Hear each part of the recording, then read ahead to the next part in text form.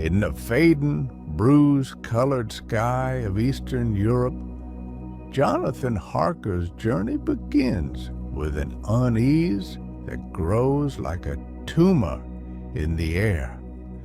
Every mile carries him farther from the familiar warmth of England and deeper into a land where the wind whispers in languages older than prayer. The villagers watch him with eyes swollen by centuries of fear. They clutch their children closer as he passes, the way people hide their living from the smell of death. By the time Jonathan reaches the last inn before the Carpathians, night has already swallowed the horizon.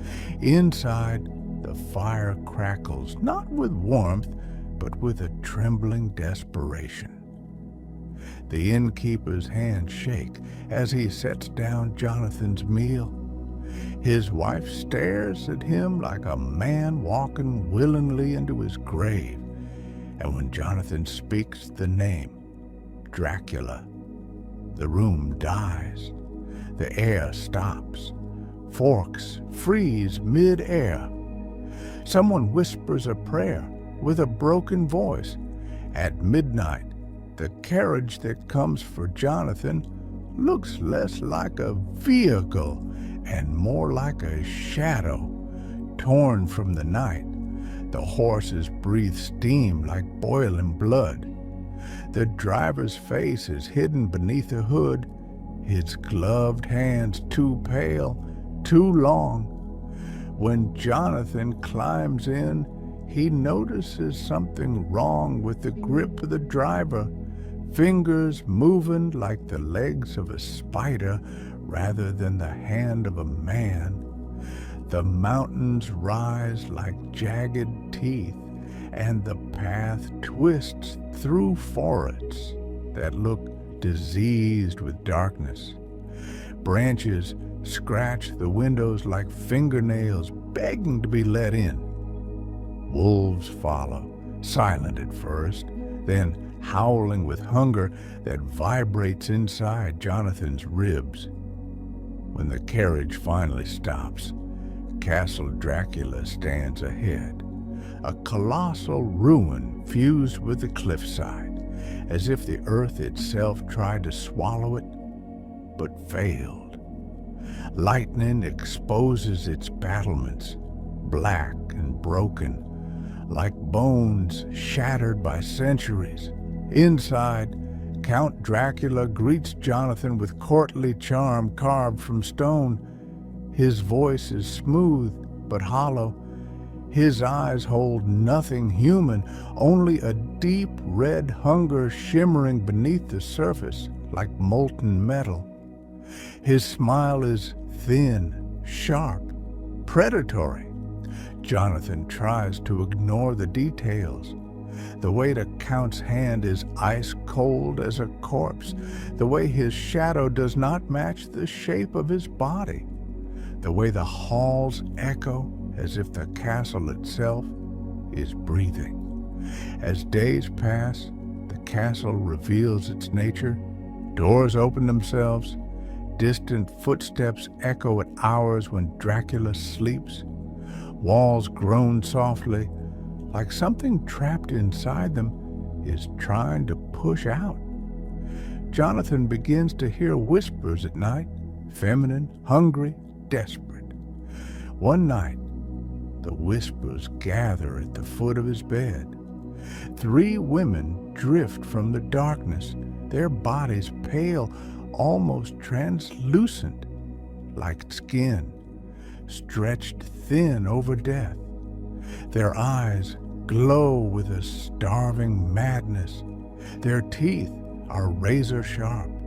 Their movements glide between elegance and predation like dancers performing a ritual of slaughter. When one lays her head on Jonathan's chest, he feels her breath, cold, damp, corpse-like, travel across his throat. Her tongue, thin and pointed, brushes his skin with a hunger that is almost sexual, almost spiritual, almost animal.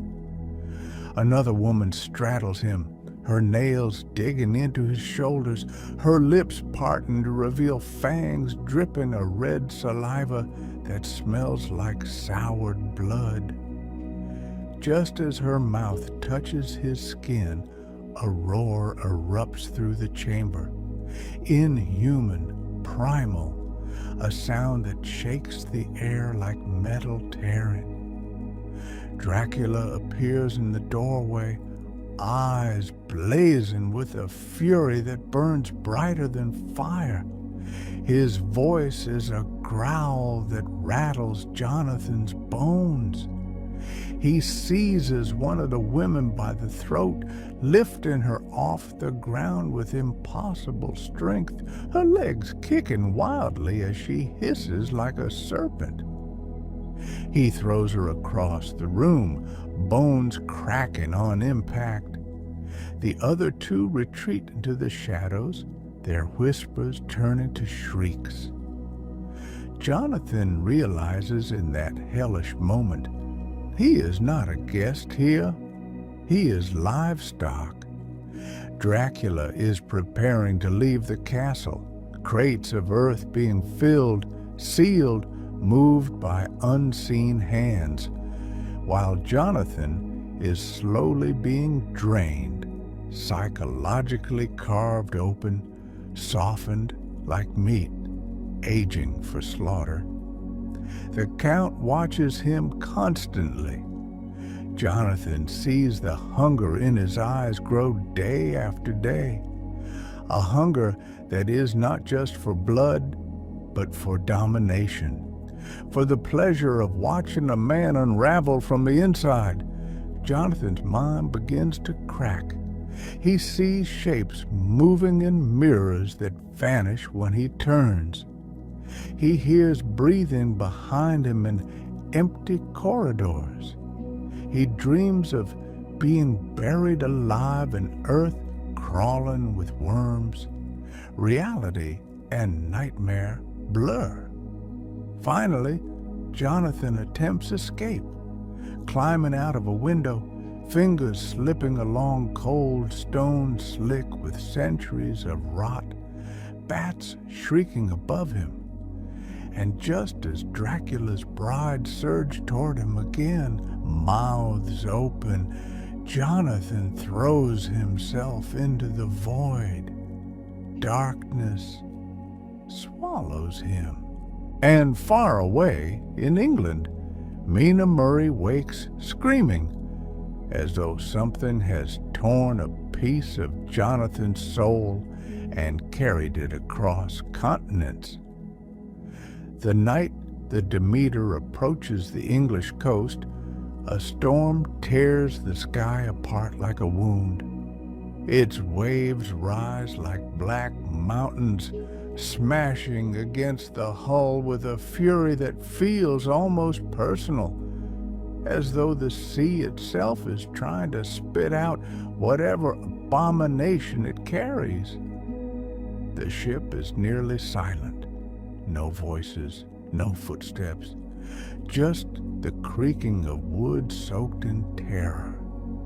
Inside the captain's log, pages smeared with salt and something darker, lie the last words of a crew dying in madness. Men waking screaming, their faces bloodless, others disappearing into the lower decks, never to return. A sailor found hanging from the mast, throat torn open, expression frozen in a horror too deep for words. Another man found crawling on deck, fingernails ripped off as though he had tried to claw his way out of hell itself. By the fourth night, the crew begins whispering about a shape moving among the crates, something slithering, something enormous yet silent, something that smells of earth and dead centuries. One survivor swears he saw a figure crouched over a sailor's body, drinking from the torn neck with a hunger that sounded like wet, tearing flesh. But when lantern light touched it, the figure dissolved into shadow, leaving only a smear of blood steaming in the cold air. On the sixth night, the last sailor jumps overboard rather than spend another moment trapped with the thing stalking the decks.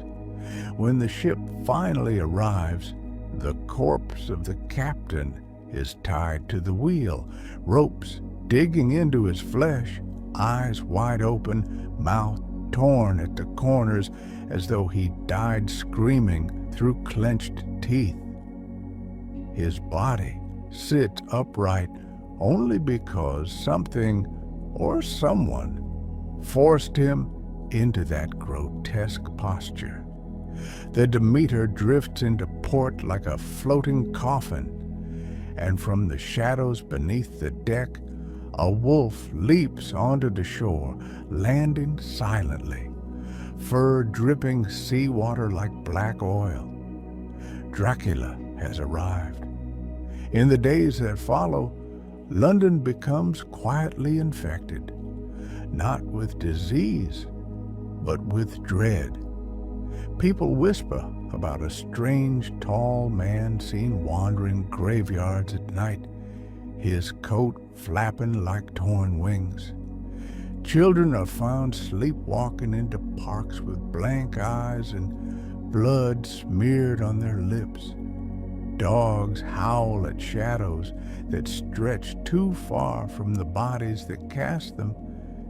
And in a quiet house by the sea, Lucy Westenra begins to die. At first it's innocent, sleepwalking, pallor, fatigue. But then the marks appear.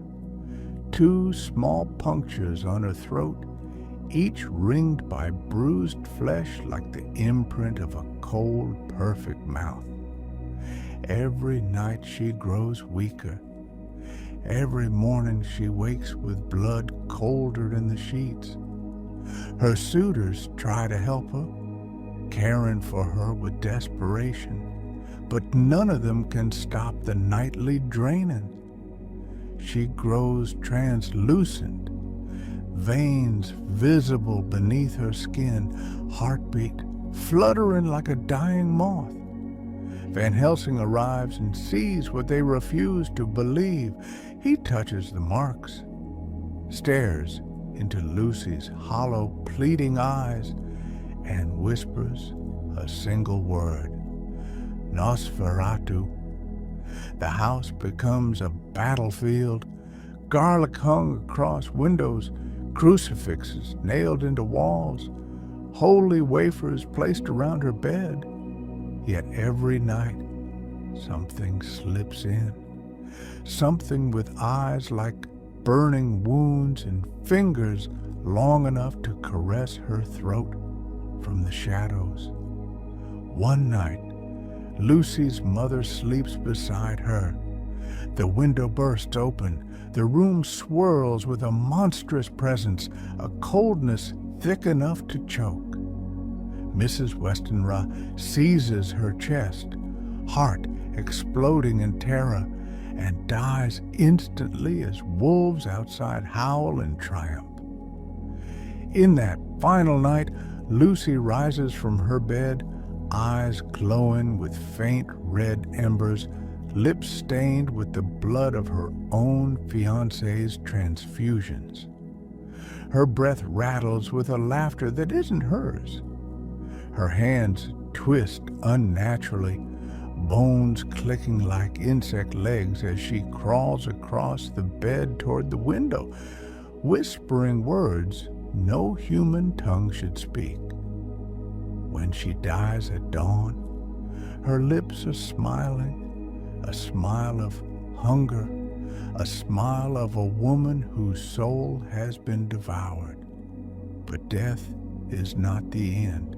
3 days later, children begin disappearing from Hampstead Heath. Some are found wandering at dusk, dazed, their collars soaked in blood, murmuring about a bloody lady with beautiful hair and dead shining eyes. Van Helsing, Seward, Arthur, and Quincy follow the children's trembling descriptions into the fog. They find a crypt, Lucy's crypt, with its stone door broken open from the inside. Inside the vault, the coffin is empty. A soft, dragging sound echoes behind them. When they turn, they see her. Lucy stands in the moonlight outside the tomb. Skin pale as candle wax, lips dripping crimson. Her dress is torn, revealing ribs that move in out with slow serpentine motions. She cradles a small child in her arms like a mother soothing her baby, except her mouth is pressed against its neck. When she looks up, her smile widens, revealing fangs smeared with fresh blood.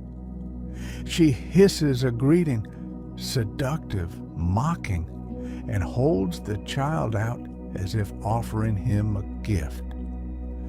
Arthur collapses in grief. Quincy draws his knife. Van Helsing steps forward with a crucifix that burns the night like lightning. Lucy shrieks, a sound like metal tearing inside a furnace, and her face twists into a demonic snarl. Her jaw unhinges too far, cracking at the joints. She rushes at them with unnatural speed, but Van Helsing forces her back, and with trembling hands, they perform the unspeakable mercy. The stake pierces her heart. Her scream shakes the crypt. Blood sprays in a hot arc across the floor. Her body convulses, twisting unnaturally. Her face shifts between Lucy's angelic innocence and a snarling demon. Then, with one last gasp, the corpse relaxes. Lucy's eyes soften. Her soul, finally released, weeps through a final breath of peace. Arthur collapses over her, sobbing. As the hunters realize they are not battling a disease, they are hunting an ancient, intelligent predator who enjoys destroying lives, one heartbeat at a time. After Lucy's soul is released and the coffin closes for the final time, the fog outside the crypt seems to thicken as though the night itself is mourning its lost servant. But in the suffocating silence that follows her destruction, a darker truth spreads through the group like a slow poison. Dracula is not retreating. He's evolving. Across London, terror begins to bloom like a plague. Strange fevers, sudden madness, and unexplained bursts of violence erupt in the streets. Dogs claw at doors until the paws bleed. Infants wake screaming at shadows on the ceiling. And in the asylum, Renfield, the madman who feeds on spiders and flies, begins to whisper to the walls with a trembling reverence. Every night he kneels in the dark, rocking back and forth, eyes rolling upward as he babbles to something unseen. He is coming. He is coming for the woman, the one with the pure soul. He wants her taste. He wants her mind. Dr. Seward hears the words, but refuses to believe their meaning. But Mina feels it. She feels the presence, the same way a deer feels the breath of a wolf before the fangs touch its skin. Jonathan returns to England by miracle, broken, pale, shaking, barely alive. His eyes look hollow, like they've seen a truth that ripped pieces of his sanity away. He clutches Mina with trembling hands, warning her in a voice scraped raw. He's here, Mina. He's here in London, and he wants you.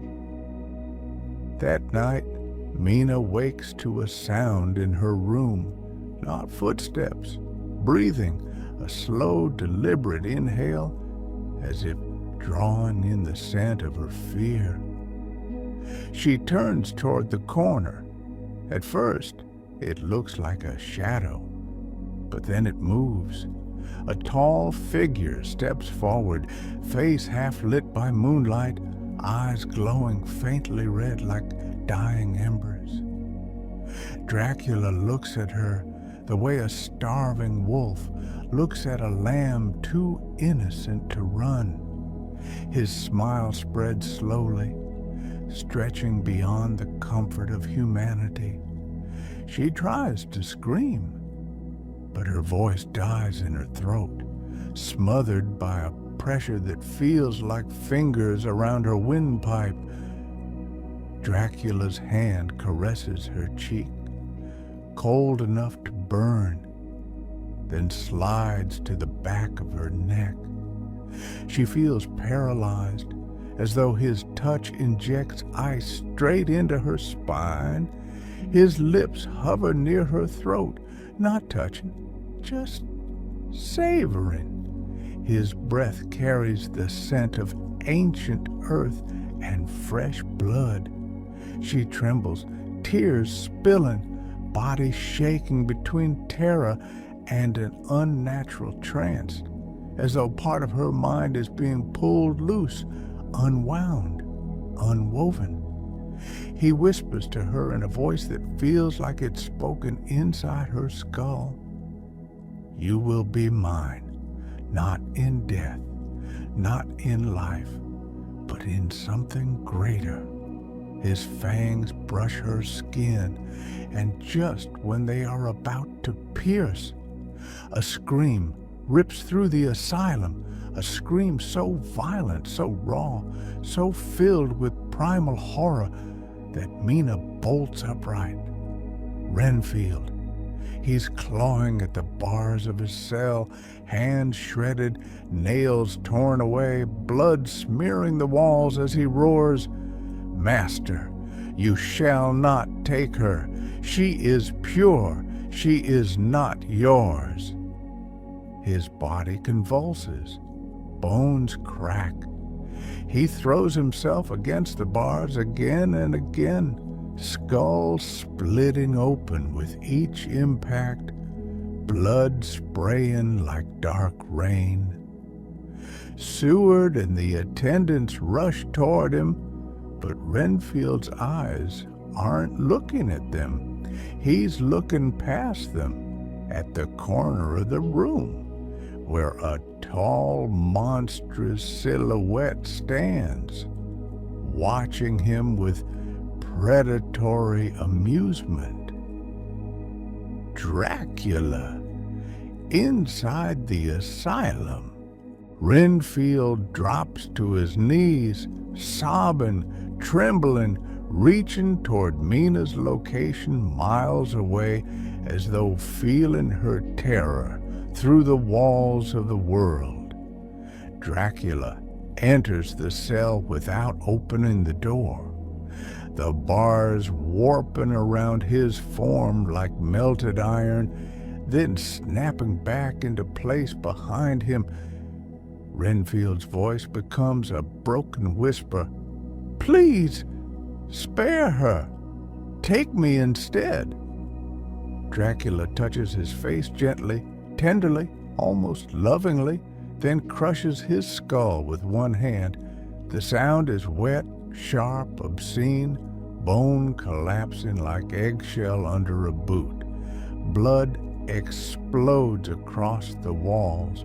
Renfield's twitching body slumps to the ground as Dracula steps over him without so much as a glance. He leaves the cell silently, without opening the door, just fading, melting into shadow. Back at the house, Mina collapses to her knees as though something inside her just snapped. Her hands shake uncontrollably. Her throat burns with phantom pain. And Jonathan, horrified, realizes what has begun. Dracula has marked her. The blood bond has started. She is slipping, night by night, thought by thought, into the same abyss that swallowed Lucy. The hunters gather: Van Helsing, Jonathan, Seward, Arthur, Quincy, and within their circle, the truth becomes unbearable. They are no longer fighting a monster. They are fighting a god, a predator older than their language, stronger than their faith, faster than their fear. And he has chosen Mina not to kill, but to transform, to own. Outside, thunder rolls like a cosmic heartbeat. The fog swallows the moon, and somewhere in London, Dracula opens his eyes, smiling, knowing that the hunters are finally aware of the truth. The game has begun. Mina's decline begins slowly, like poison traveling through veins she can't see. Every night she wakes drenched in cold sweat, breath ragged, heartbeat fluttering like wings trapped in her throat. She feels him, not in the room, but inside her mind, a presence that whispers without sound, breathes without air, hungers without end. Her skin grows colder, her dreams more vivid, her thoughts no longer entirely her own. One night, Mina sits up abruptly, eyes half open, pupils dilated like an animal's. Her lips tremble with words she doesn't understand, spoken in a language she has never learned. Jonathan calls her name. She turns to him slowly, too slowly. Her voice cracks like ice. He is calling me. Jonathan freezes. Terror creeps through his chest like frost. Van Helsing inspects her, his trembling fingers lifting the collar of her nightgown. And then he sees it. 2 small punctures on her throat. Still fresh, still red, still glistening faintly, as if touched only hours ago. Jonathan collapses, shaking, guilt tearing him apart. But Van Helsing's face hardens with fury. His voice drops into a low growl. This is not simply feeding, this is possession. He is binding her, thought to thought, soul to soul. From that moment, they guard her like soldiers protecting the last light in a collapsing world. But the darkness has already found its way in. Mina's transformation accelerates. Sometimes she sits motionless for hours, staring into empty corners. Other times, she whispers to someone they cannot see. When she closes her eyes, her breaths escape in soft moans of hunger, a hunger she doesn't yet understand, but feels gnawing at her from the inside out. One night, her voice changes, deepening, echoing, laced with a coldness that would silence storms. She speaks with his voice, Jonathan, why do you hide her from me? She is already mine. The room plunges into panic. Crucifixes clatter to the floor. Candles extinguish without wind. Mina screams, a sound torn from the depths of her soul, and collapses unconscious. When she wakes, she remembers nothing, but the blood around her lips says otherwise. It stains her teeth, her tongue, her pillow. She begs them to chain her to the bed. They obey, not out of cruelty, but out of despair. And in that despair, Van Helsing discovers something unexpected. The bond goes both ways. If Mina concentrates, if she lets herself drift into that half-dreaming state she fears so deeply, she can see through Dracula's eyes. Not clearly, not like a window, more like a nightmare she's forced to witness, but it is enough. She sees forests, she sees earth, she sees moonlight dripping on stone, she sees the dust of centuries clinging to walls older than memory.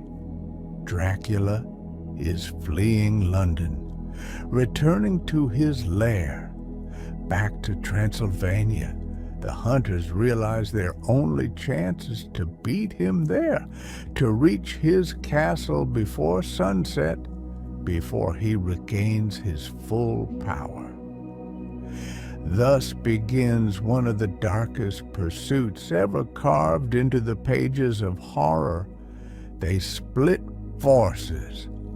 Arthur and Quincy pursue the river route, armed with rifles and holy wafers, following the gypsy convoy carrying Dracula's coffin.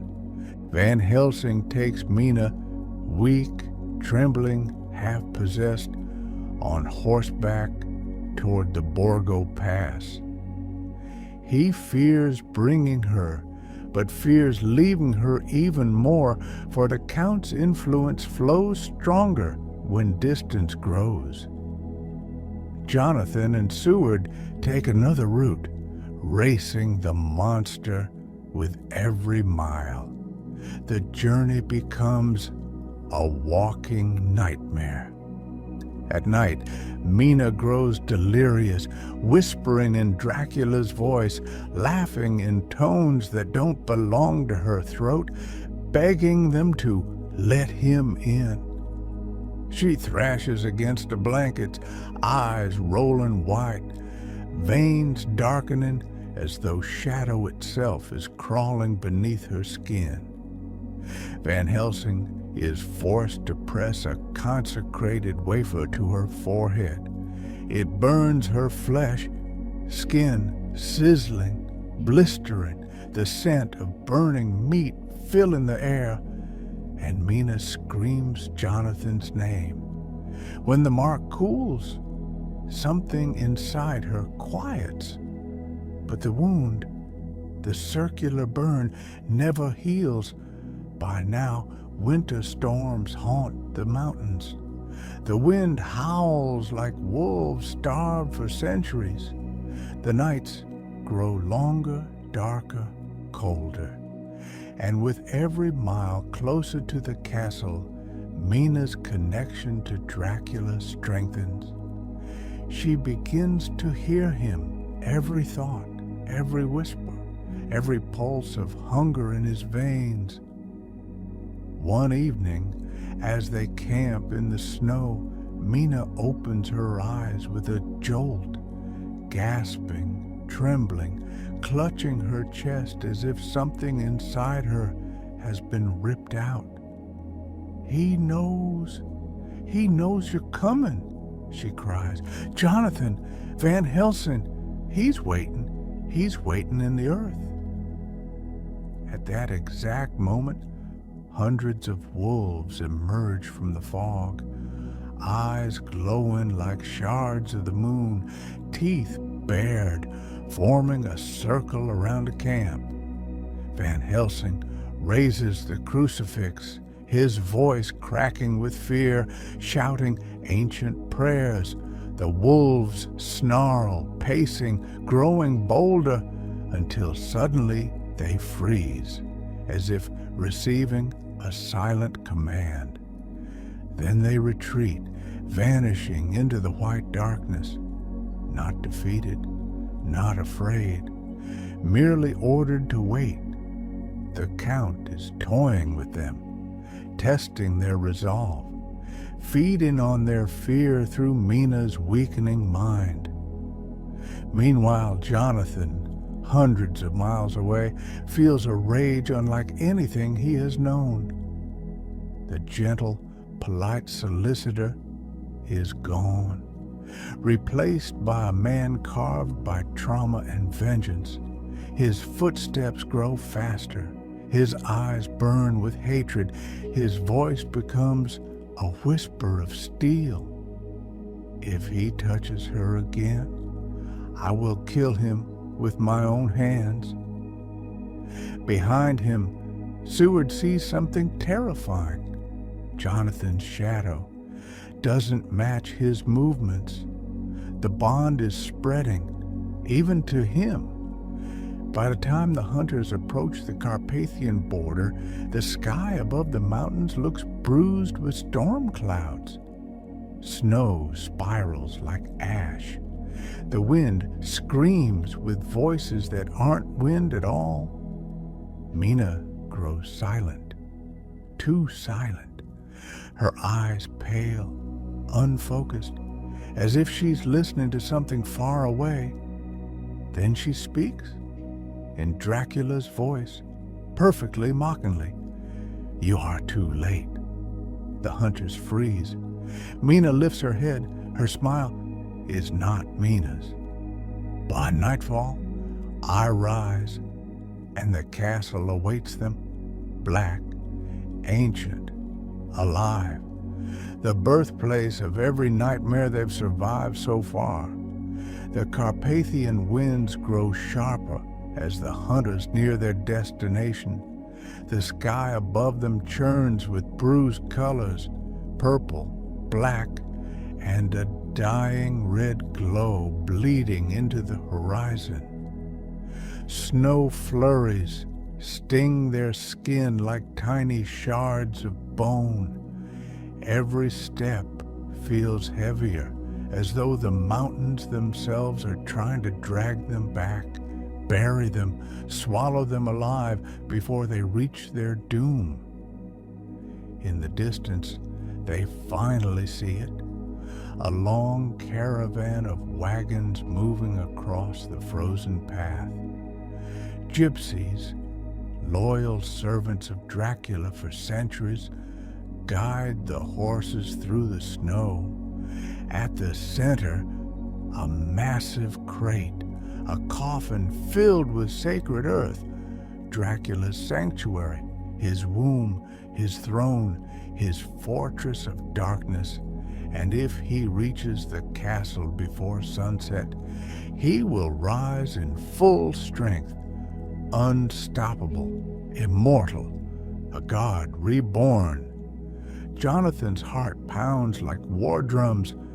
Quincy's fingers tighten on his rifle. Arthur's breath forms clouds of steam like smoke from a dying fire. Seward raises the revolver with a trembling certainty, and miles away, Mina, strapped to her saddle, gasps, gripping Van Helsing's hand with ice-cold fingers. He's awake. He feels you. He's fighting. He's pushing through the earth. Her pupils dilate. Her voice cracks. Blood trickles from her nose. He is rising. Van Helsing urges the horse forward, knowing the truth. They are out of time.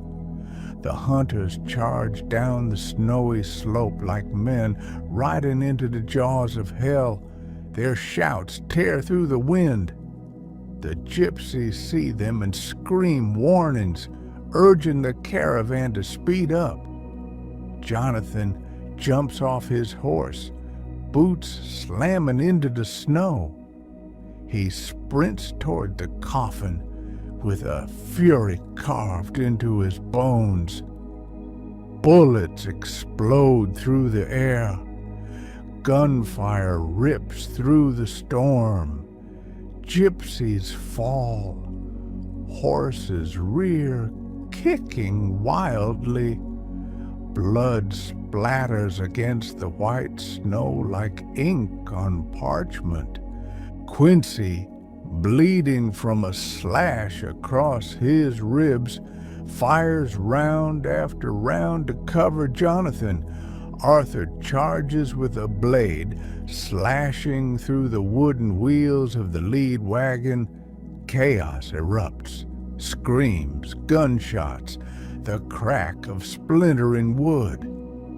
Jonathan reaches the coffin, hands trembling, breath ripping from his throat. He grabs the lid, trying to pry it open, but the nails are thick, ancient, unbreakable. Quincy screams, "Jonathan, sunset!" Jonathan turns. The sun touches the mountain ridge, a sliver of red light, a dying ember, and from inside the coffin, something moves. The wood bulges outward, a fist bursts through, pale, rotting, dripping with earth. Long nails scrape the air. A low guttural hiss echoed through the frozen valley. Dracula is waking. Jonathan screams in rage, grabbing his knife, slashing at the opening hand, but Dracula forces another arm through the lid, splintering wood, snarling through clenched teeth. Inside the castle, miles ahead, Mina feels it. Her back arches unnaturally. She shrieks, voice cracking like broken glass. Her veins pulse black beneath her skin. He's breaking through. He's coming. He's here. Van Helsing holds her as she convulses, tears freezing on her cheeks. Her voice twists into Dracula's own, mocking and venomous. "None of you can stop me." And back in the battlefield of snow and fire, the coffin erupts. Dracula rises halfway, covered in dirt, eyes blazing red like fresh wounds, fangs dripping dark saliva. His face is twisted, monstrous, half-formed between corpse and demon. His lips peel back in a snarl that sends horror tearing through the men. Jonathan lunges. He plunges his blade toward Dracula's heart. But a gypsy slams into him, knocking him to the ground. Quincy sees it. He leaps forward, staggering through the pain in his chest. Another gypsy drives a curved blade deep into Quincy's side. Blood explodes from his back, but he doesn't stop. He drags himself forward, hands buried in the snow, blood pouring behind him like a trail. Jonathan screams, "Quincy, no, stop!"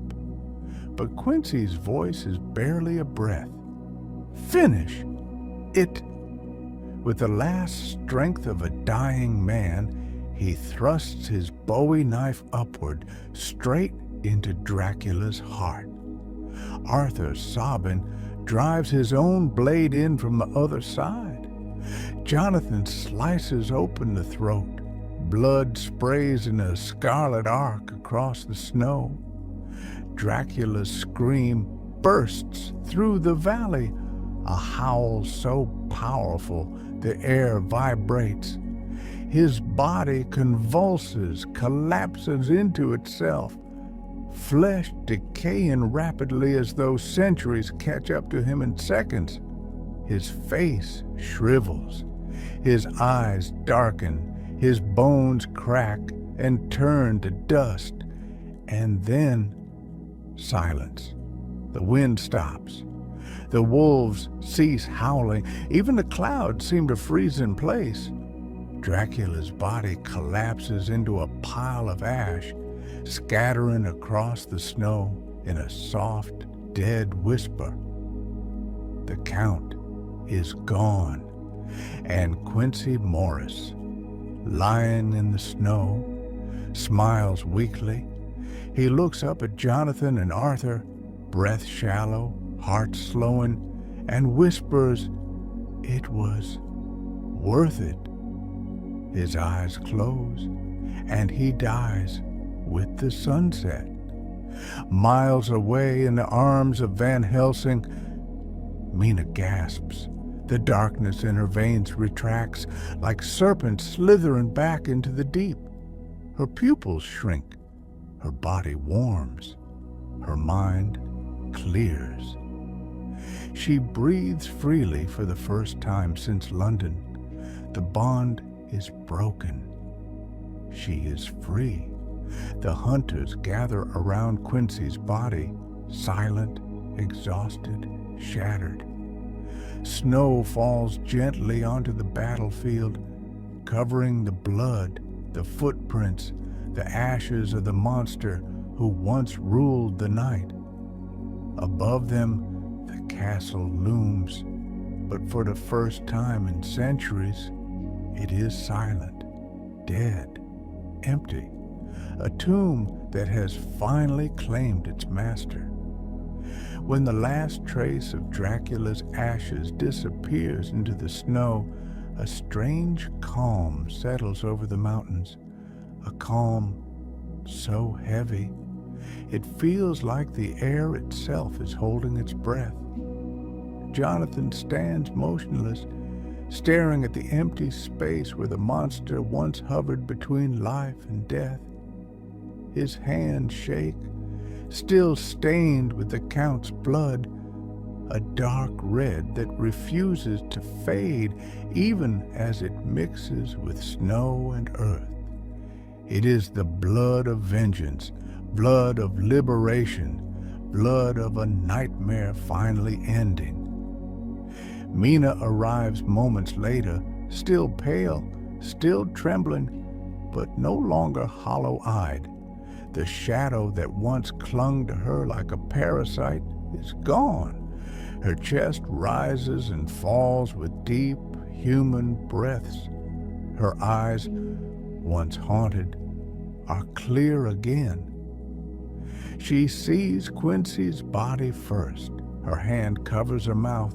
Tears spill instantly. She kneels beside him and whispers his name like a prayer, brushing snow from his hair as though trying to keep him warm. Jonathan kneels beside her, and their foreheads touch, a silent confession of grief and gratitude. Quincy had done what none of them could, delivered the fatal blow, sacrificed his life so that Mina could regain hers. Arthur places his coat over Quincy's chest. Seward lowers his head, eyes red.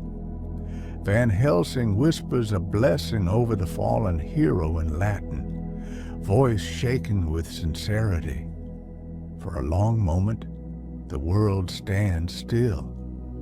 Only the wind moves, a gentle, mournful breeze that sweeps across the valley, lifting the last grains of Dracula's dust into the sky, scattering the darkness into the dawn. They bury Quincy at the foot of the mountain, beneath a lone winter tree, not with a coffin, not with ceremony, but with love, raw, fierce, eternal, a wooden cross, a carved name, a promise whispered by all present.